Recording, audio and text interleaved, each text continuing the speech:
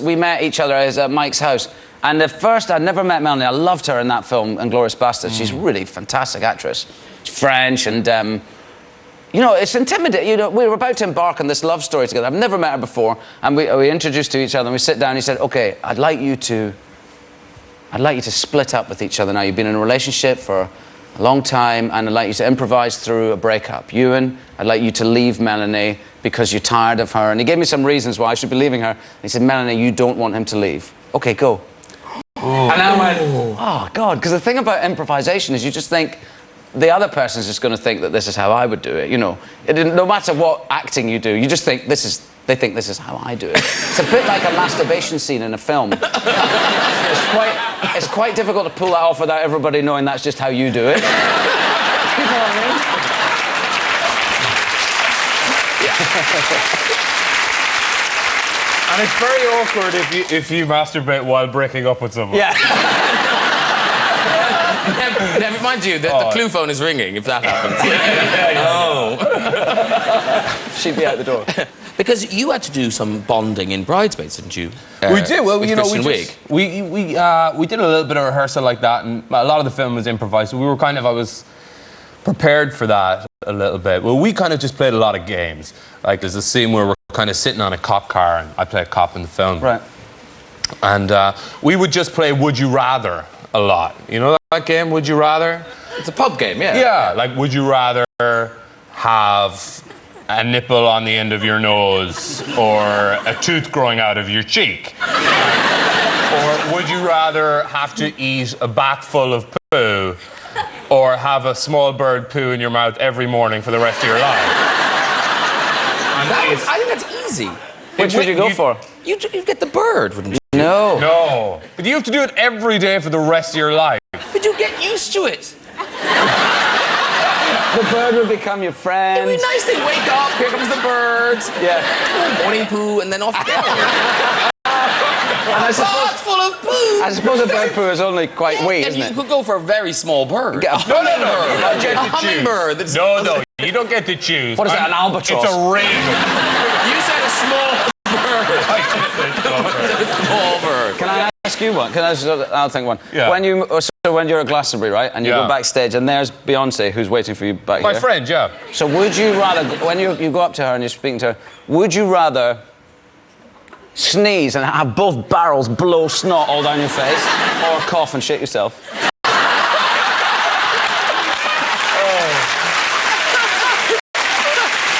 That's with Beyonce. That's a very good one. Oh, both of them are a nightmare, aren't they? Yet again, I'm going to have to go with shit. Because you could leave quickly and hope she didn't notice. No, she wouldn't know. Particularly at Glastonbury, the smell wouldn't affect you. No, you wouldn't notice. You just think he's just got a small cough. You just have to back off, wouldn't you? See you, bye. There would be the fear that she would presume, but yeah. It's a weird example because Beyonce and I are so close. Sorry, I didn't mean any offense. No, it's just, you know, we hang out a lot and we just like to dance together more than anything. You know, she loves to cook, I love to cook. We're just close. Yeah. I don't want to talk about it. No, listen. I just plucked it as an example out there. Yeah, I didn't mean weird. any offense by it. It's weird. We're just really close.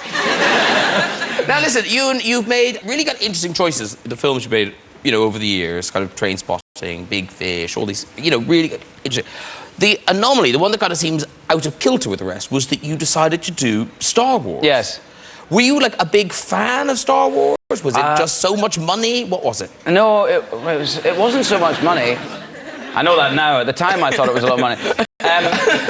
No, I was a big fan of them. When I was about 7, I think, when the first one came out, and my uncle was in the original 3, Denis Lawson. He played this character called Wedge. There he is, Denis. I said, Denis, what? I think I'm getting close to getting this cast in Star Wars, and he went, don't do it, because he's been plagued with it. You know, he did about a couple of weeks' work on the original 3. No, he managed to survive all 3 of them. Oh wow. He was an X-wing pilot or something, and but he just said, if you want to have a career after you're 30, just don't do it, Ewan. But he was wrong, so you know. And luckily, I didn't listen to him anyway, so it's fine. What an idiot! Yeah. But it must have been a weird thing, because presumably at that stage in your career, you thought you were famous. Yeah. But then you did Star Wars, and it must have moved into a whole different realm. I don't know. I don't know, because I thought I was really, really famous, so it didn't really make much difference to me. I was walking around just being famous. You know, like, of course you know who I am. God, I'm famous. No, I suppose it did change. It did change things, but ultimately, I think the film itself was the star. You know, Star Wars was the star of our ones, and whereas before, I think George was limited in the technology they had available, so the characters became, you know, more iconic in a way, and because he had so much more access to technology in the ones that we made, that became more of the star of Star Wars, was the kind of effects and the technology and everything. And so I've been left kind of not that bothered by them, really. Because didn't you visit is it a Star Wars set museum or something in Tunisia when you were on one of the bike rides? Yes, that was one of my less famous moments. There's a set, you know Uncle Owen's place in the original Star Wars film, Uncle Owen and Aunt Peru, they live in this hole in the ground. Oh, it's like a dugout thing, yeah. So that still exists. It's a tourist attraction for, I can only assume, really serious Star Wars fans who go to Tunisia to find this hole and go down and look at the old props and stuff. It's a bit sad, really. Not them, not the people, the place. The place itself. The people. Yeah. And we were on our motorcycle trip long way down. We were going past it, so we stopped and we said we should go, it'd be funny. So we went down there, and I didn't get recognised by anybody, not one person. I was wearing a long way down t-shirt with McGregor written on the back of it, like, all the way across my shoulders. Not one person recognised. I found a poster of myself, which I stood next to for about 20 minutes. nothing. Not one person. So disappointed. To begin with, it was quite difficult not to make the sound. Yeah. Have you heard that in Rocky, partly like in the